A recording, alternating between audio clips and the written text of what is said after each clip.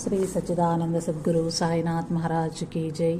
ఓం శ్రీ వాసుదేవానంద సరస్వతి టెంబెస్వామి సద్గురు చరిత్ర 44వ అధ్యాయం 20వ చాతుర్మాస దీక్ష హవనూరు శక సంవత్సరం 1832.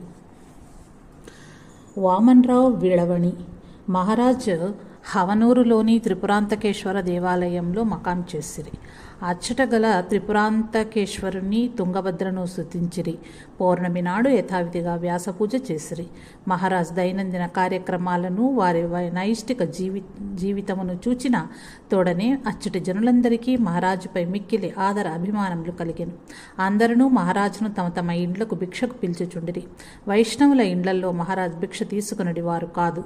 ఆషాఢ బహుళ త్రయోదశి రోజున వామన్రావు విళవణి మహారాజు కొరకు వెతుకుచూ అచ్చటికి వచ్చిరి. ఆయనను చూచిన తోడనే మహారాజ్ ఇచ్చట చాతుర్మాసం ఆగుచున్నదని ఎవ్వరికీ తెలియచెయ్యవద్దు అని ఆయనకు చెప్పిరి. వామనరావు అచ్చట 8 రోజులు ఉండి వెడలిపోయాను. భజన కార్యక్రమము అది కర్ణాటక ప్రాంతమైనను మహారాజు కీర్తి సుగంధము వలె మెల్లమెల్లగా ప్రాకి నలుదిశలకు వ్యాపించెను. జనులు వచ్చుట క్రమక్రమంగా ఎక్కువయ్యను. గోపాల్ బువా రాజ్యాధ్యక్షుడు మహారాజును అన్వేషించుచు అక్కడకు వచ్చెను. వెంటనే అతడు రాత్రి వేళల యందు భజనలు ప్రారంభించెను. భజన సమయంలో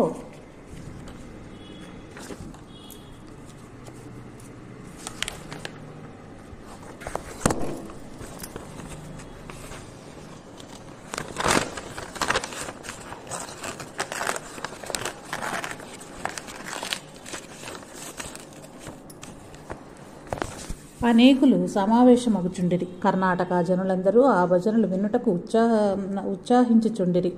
అతడు రాత్రి భజన పూర్తి చేసి హారతి ఇచ్చిన తరువాత మహారాజ్ ప్రసాదం పంచిపెట్టేవారు. ఆ ప్రసాదాన్ని స్వీకరించి జనులు తమ తమ నివాసాలకు కరుగుచుండిరి. మూగవాడు మాట్లాడుట. గోపాల్ బువా రాజ్యాధ్యక్షుడు ఒకసారి అఖండ భజన సప్తాహం చేసెను. సప్తాహం పరిసమాప్తి అయిన తదుపరి మహారాజు ఊరిలోనికి భిక్షకు పోయెను. జనులందరూ మంగళ వాయిద్యాలతో ఆయనను వెంబడించిరి. దిగంబరా దిగంబరా శ్రీపాదవల్లభ దిగంబరా అని వారు భజనలు చేయుచూ ఊరంతయూ తిరిగిరి. భిక్ష అధికముగా లభించెను. గ్రామంలోని వారందరినీ ప్రసాదమునకు పిలిచిరి. అందరూ కలిసి వంటలు చేసిరి. ఆ రోజు 500-600 విస్తరి లేచెను. భోజన సమయమున మహారాజ్ అందరినీ స్తోత్రములు చదవమనిరి. అందరూ ఉత్సాహంతో భోజన మధ్యమున శ్లోకములు చదువుచూ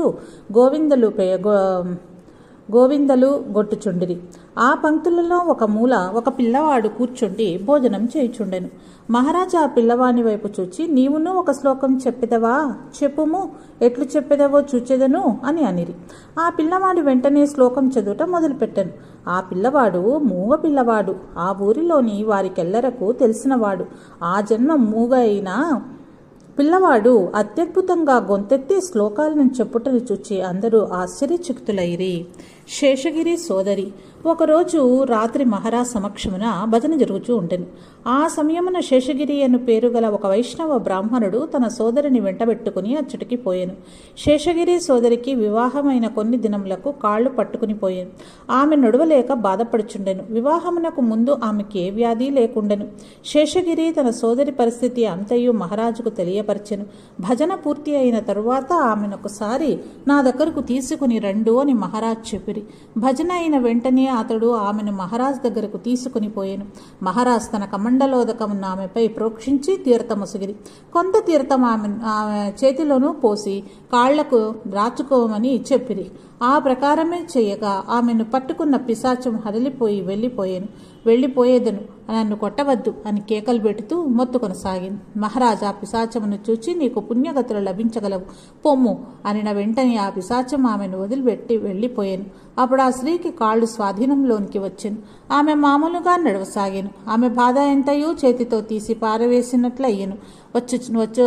వచ్చినప్పుడు ఆమెను చేతుల మీద తీసుకుని రావలసి వచ్చాను. వెడలినప్పుడు ఆమె స్వయంగా ఎవరి సహాయము అక్కరలేకయే తన కాళ్లతో తాను నడుచుకుంటూ వెడలిపోయాను. ఆ విచిత్రాన్ని చూసి సర్వజనులు ఆశ్చర్యపడిరి. ఆనాటి నుంచి అంతవరకు మహారాజు పట్ల విద్వేషం కల వైష్ణవులందరూ భజనలకు వచ్చటం మొదలుపెట్టిరి. Haveri station master. హవనూరు గ్రామము హవేరీ రైల్వే స్టేషన్ నుంచి 22 మైళ్ళ దూరంలో ఉన్నది. హవేరీ స్టేషన్ మాస్టరు దక్షిణాది బ్రాహ్మణుడు. ఆయన మహారాజ్ దగ్గరకు వచ్చే యాత్రికులకు వసతి సౌకర్యములు కల్పించుచుండెను. అతడు మహారాజ్ దర్శనార్థం పోవలేనని అనుకుని 2-3 పర్యాయములు సెలవు కోసం దరఖాస్తు పెట్టుకున్నాను. కానీ అధికారులు సెలవు మంజూరు చేయలేదు. చివరకు మహారాజ్ చాతుర్మాస దీక్ష 1 రోజులో పరిసమాప్తి అవుతుంది అనగా అతనికి సెలవు దొరికెను. వెంటనే అతడు మహారాజ్ దగ్గరకు పరిగెత్తుకుని వచ్చెను. మహారాజ్ అతన్ని చూచి, వచ్చినావా? నీ కోరిక తీరింది కదా. నీవు దరఖాస్తు పెట్టుకున్నప్పుడు సెలవు దొరకలేదని చాలా బాధపడినావు. అప్పుడు నీకు సెలవు దొరికి ఇక్కడకు వచ్చి ఉన్నచో అక్కడ నా కోసం వచ్చి వారికి వసతి సౌకర్యములు చూపెట్టటి నాతుడెవరు? యాత్రికులకు నీవు చేసిన సేవ అంతయు సాక్షాత్ భగవంతునికి ముట్టింది. ఆయన నీ సేవకు సంతసించి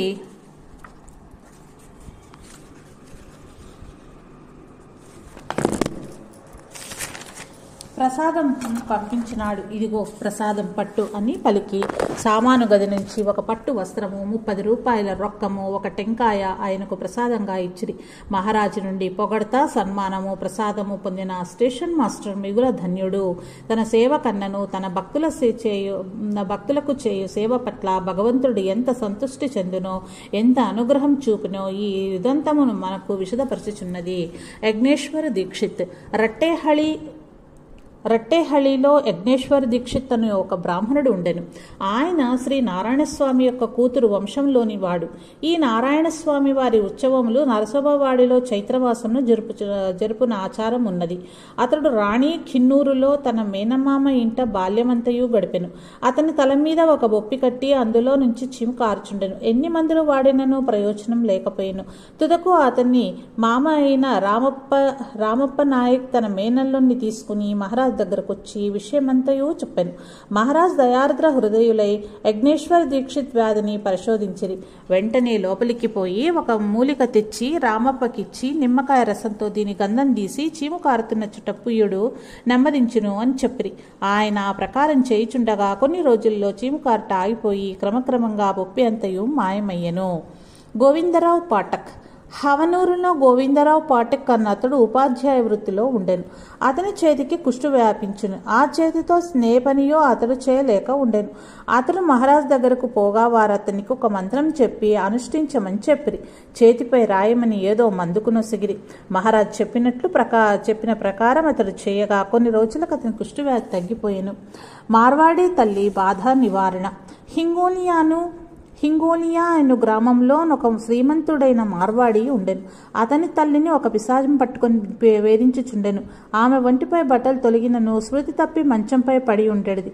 మహారాజ్ సామర్థ్యాన్ని విని ఆ మార్వాడి వారి దగ్గరకు పోయి తన తల్లి సంగతి చెప్పెను. మహారాజ్ వానికి ఒక యంత్రాన్ని వ్రాసి ఇచ్చి దానిని ఎట్లు ఉపయోగించవలనో చెప్పిరి. అతడు ఆ ప్రకారం చేయగని అతని తల్లిని పట్టి పీడించుచున్న పిశాచం వదిలిపోయెను. అతని తల్లి ఆరోగ్యవంతురాలయ్యెను. వైష్ణవులలో మార్పు. హవనూరులో ఒక వైష్ణవ స్త్రీ చాలా కాలం నుంచి వ్యాధిగ్రస్తులై పంచంలో పడి ఉండెను. అన్ని పనులు మంచం మీదనే జరుగుతూ ఉండేవి. ఆమె లేచి కూర్చుండటకు కూడా శక్తి లేకుండెను. ఆమెను తీసుకుపోయి మహారాజుకు చూపించుడని ఎవరో చెప్పిరి. కానీ తాము వైష్ణవులమన్న అభిమానంతో స్మార్తుడైన మహారాజు దగ్గరకు ఆమెను తీసుకుని పోవుటకు వైష్ణవులు ఎవరినూ సమ్మతించలేరు. ఆ స్త్రీ పడుచున్న బాధ చూడలేక ఆమె భర్త ఎవరితోడనూ చెప్పక మహారాజు దగ్గరికి పోయి తన భార్య పడుచున్న బాధను వివరించెను. అప్పుడు మహారాజు ఆమెను చూచినా కానీ నే ఏ విషయం చెప్పలేను అనిది. గత్యంతరం లేక అతడు ఆమెను మహారాజు వద్దకు తీసుకొని వచ్చెను.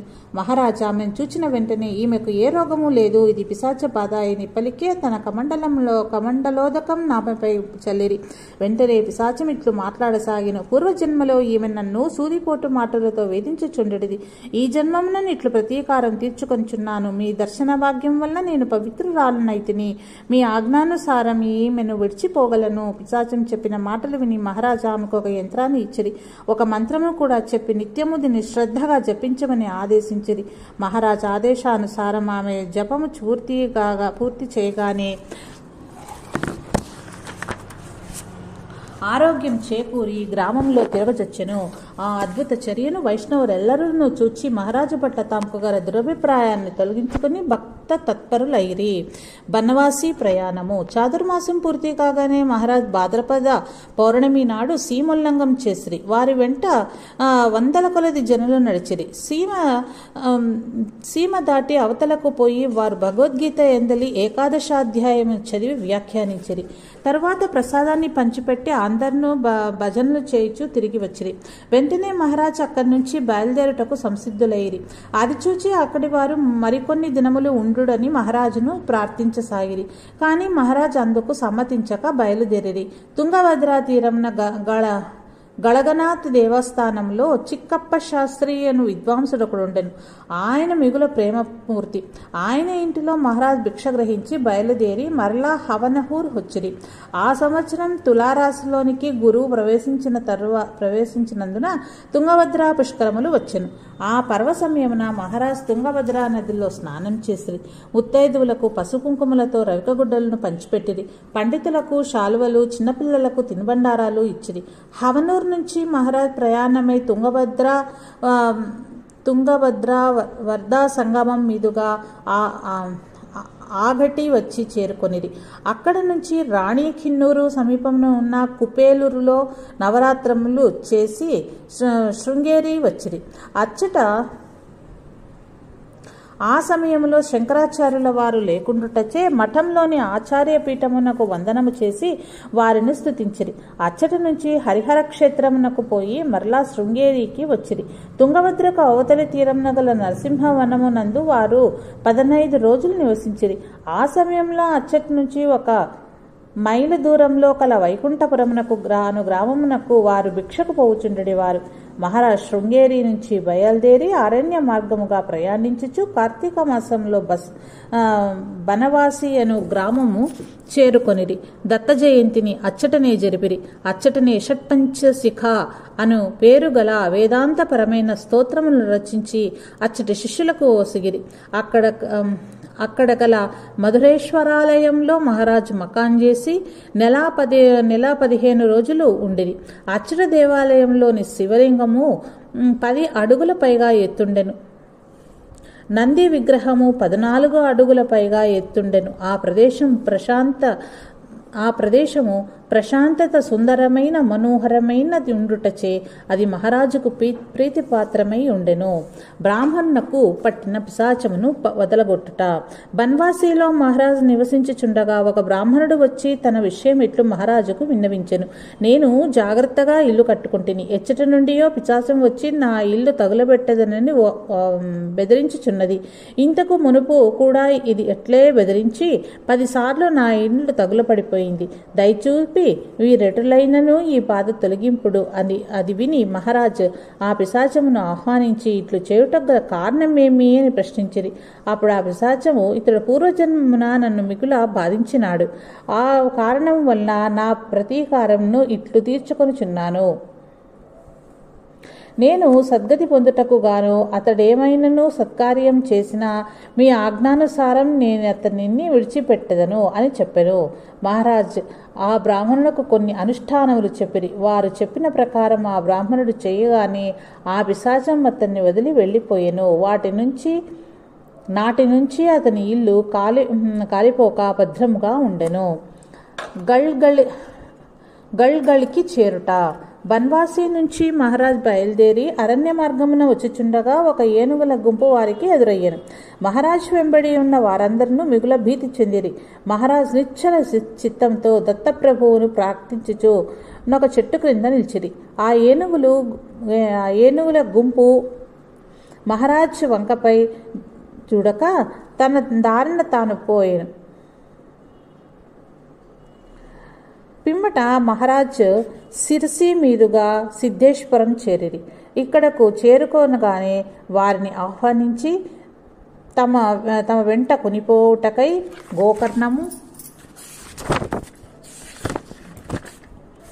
గోకర్ణము నుంచి బల్వంతరావు భాగవత్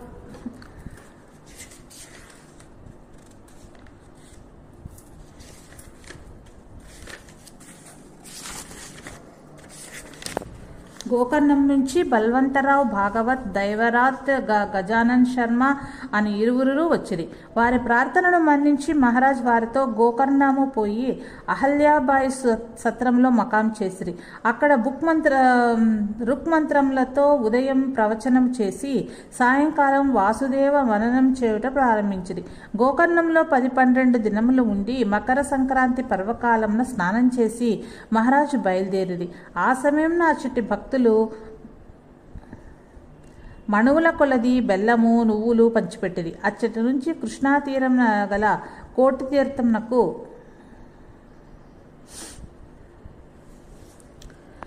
తీర్థమునకు వచ్చి పుష్య పౌర్ణమి నాడు క్షురకర్మ గావించుకుని అచ్చట 2-3 రోజులు ఉండి గుర్లహోసూర్ గ్రామంనకు వచ్చిరి. అక్కడి నుంచి గల్గళి చేరుకొనిరి.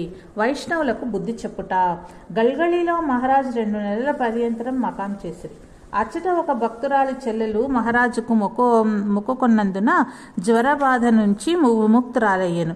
అందువలన ఆమె మహారాజు దగ్గరకు వచ్చి కృతజ్ఞతాపూర్వకంగా 1100 రూపాయలు దక్షిణగా తెచ్చి ముందర పెట్టాను. అది చూచి మహారాజ్, ఈ ద్రవ్యం నాకక్కర్లేదు, నేను వెనుకకు తిరిగి తీసుకొనుము అనేది. ఆ స్త్రీ, నేను తీసుకొనను, అది నా మొక్కుబడి, మీకంతగా అక్కరలేకపోయినచో గంగలో పారవేయుడు అని పలికెను. అప్పుడు మహారాజ్ అచ్చట ఉన్న పూజారికి ఆ ద్రవ్యాన్ని ఇప్పించి దానితో పురాణములు, కీర్తనలు మొదలైన కార్యక్రమాలు జరిపించిరి. ఆ గ్రామంలో వైష్ణవులు ఎక్కువగా ఉండుటచే వారు స్మార్తులను ద్వేషించుచుండిరి. సమారాధన చెయ్యదలిచి స్మార్తులు పాత్రలను అడిగినా లేవు పొమ్మను అంచుండిరి. అందుచేత వంట పాత్రలు పొరుగురి నుంచి వారు తెచ్చుకొని చుండిరి.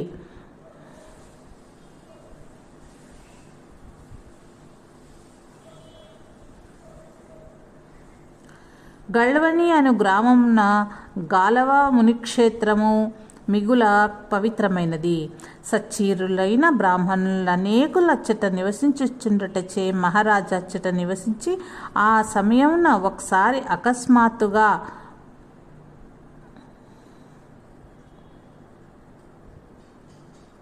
వైష్ణవులందరికీ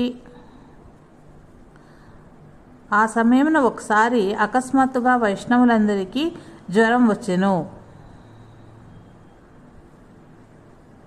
అందరూ మహారాజును శరణుజొచ్చిరి. మహారాజు వారిని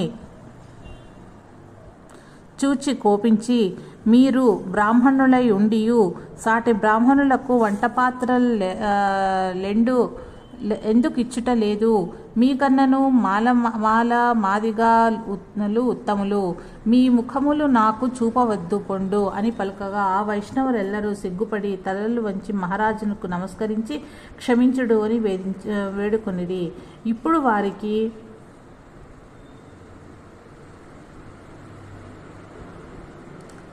మహారాజ్ శివపంచాక్షరి మంత్రమును ఉపదేశించి దానిని జపించిన జ్వర విముక్తులు కాగలరు అని చెప్పిరి. మహారాజ్ మాట కాదను ధైర్యము ఎవరికున్నది? అందరూ అందులకు సమ్మతించి తమ తమ గృహములకు పోయిరి.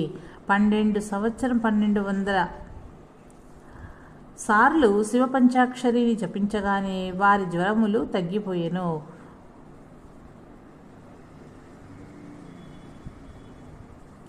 మహారాజ్ గల్గళి నుంచి బయలుదేరిపోచుండగా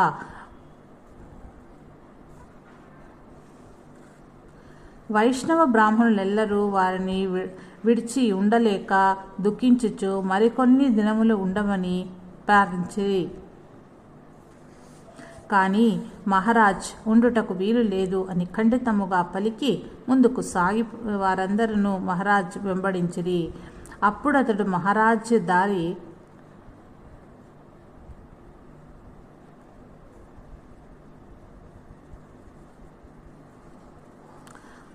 మహారాజ్ దారికి అడ్డముగా ఒక గీత గీసి, ఈ గీత దాటి రాకుడు, వచ్చినచో మీ వంశ నాశనం కాగలదని కోపంతో పలికింది. ఆ మాటలకందరూ గజగజలాడి వెనుకకు తిరిగిరి.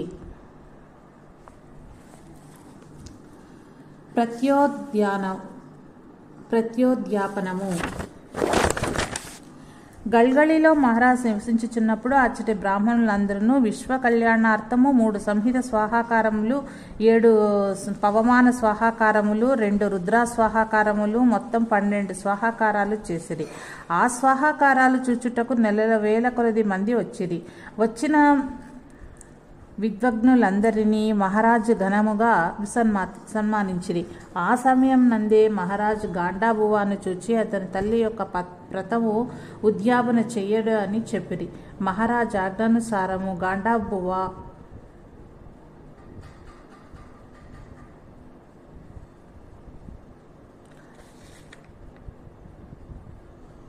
లఘురుద్ర స్వాహాకార పూర్వకంగా ఆవ్రతోద్యాపనం చేసి తల్లిగారి రుణమును తీర్చుకొనిరి. సిద్ధులు అకస్మాత్తుగా మాయమగుట, దూర ప్రాంతాలకు స్వల్పకాలంలోనే చేరుకొనుట మొదలైన తాము సాధించిన సిద్ధులను 3 విషయాలలో మాత్రమే తాము ఉపయోగించినట్లు మహారాజ్ మాటల సందర్భంలో ఒకసారి వెల్లడించారు. కురుగుడ్డకు చేరుట. ఆ తర్వాత సంచారం చేయొచ్చు మహారాజ్ శ్రీపాద శ్రీవల్లభుల వారి స్థానమైన కురుగుడ్డకు వైశాఖ బహుళ సృష్టికి వచ్చి చేరిరి. ఈ కురుగుడ్డకు అన్ని వైపులా కృష్ణానది ప్రవహించుచుండెను. కొంత అరణ్య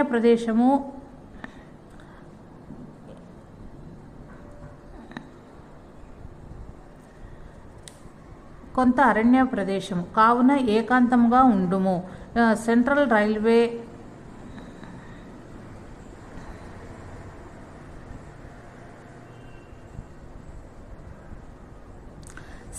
రైల్వే రాయచూర్ నుంచి కృష్ణానది 18-20 మైళ్ళు ఉండును. అక్కడ తపశ్చర్య అనుసరించుటకు యుక్తమైన ఒక సుందరమైన గుహ ఉండెను. అచ్చట నదీ గర్భమున పెద్ద పెద్ద బండలుండుటచే పడవలు నడుచుటకు వీలు లేకుండెను. కురుగుడ్డకు పోదలచిన వారు సొరకాయ బుర్రలు, మంచాలు, కుండలు ఉపయోగించి నదిని దాటవలసిందే. మరి గత్యంతరం లేదు. కురుగుడ్డలో చాతుర్మాసము చేసినచో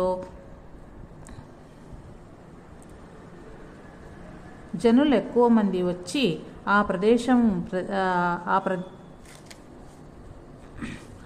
ప్రదేశము ప్రసిద్ధి చెందగలదని శ్రీపాద శ్రీవల్లభుల వారు మహారాజును ఆదేశించుట చేత వారచ్చట చాతుర్మాసములు చేయవలెనని కోరికతో వచ్చిరి.